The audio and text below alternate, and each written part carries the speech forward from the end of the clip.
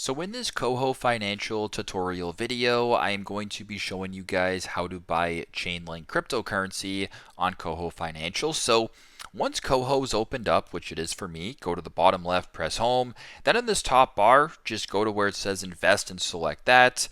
Then where it says in the middle explore crypto, sort of that pink button with purple letters, press that. It'll then redirect you to this page right here where it's the cryptocurrency page. So if you want to scroll down to where it says most popular, you might find Chainlink, you might not. So for me, it's not here. All good, right at the top, right where it says see all, select that.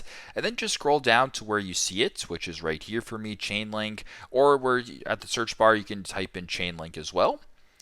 Then if you want to purchase it, go ahead and press buy.